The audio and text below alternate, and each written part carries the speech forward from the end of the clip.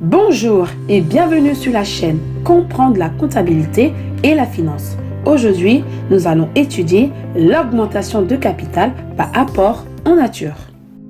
Lorsque nous procédons à l'augmentation de capital par apport en nature, il existe des conditions. Premièrement, la valeur de l'apport doit être vérifiée par un commissaire aux apports pour assurer l'exactitude de l'évaluation de l'apport. Mais il est possible d'être dispensé de cette expertise si la valeur de l'apport est inférieure à 30 000 € et si la valeur totale de l'ensemble des apports n'excède pas la moitié du capital social. Deuxièmement, le capital ancien n'a pas à être totalement libéré. Et enfin, aucun droit préférentiel de souscription n'est prévu au profit des associés de la société émettrice. Alors, dans le cas de l'augmentation de capital par apport en nature, qu'en est-il du traitement comptable?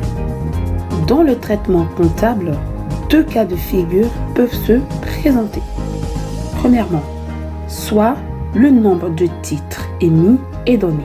Dans ce cas, l'augmentation de capital correspond au nombre de titres émis multiplié par la valeur nominale.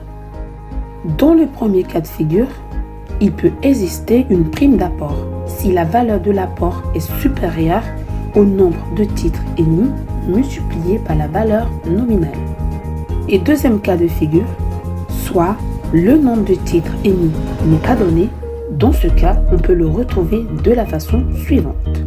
Le nombre de titres émis serait égal à la valeur des apports divisé par le prix d'émission.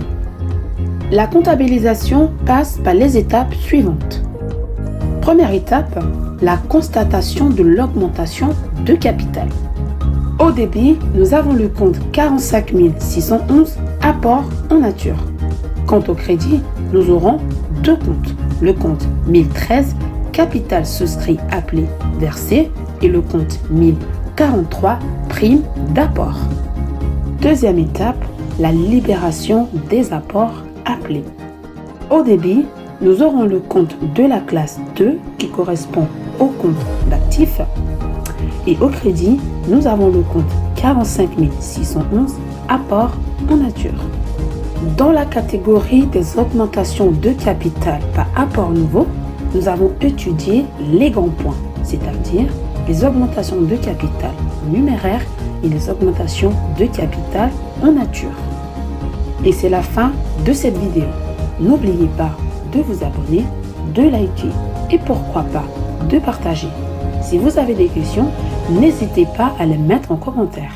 On se dit à la prochaine pour une nouvelle vidéo.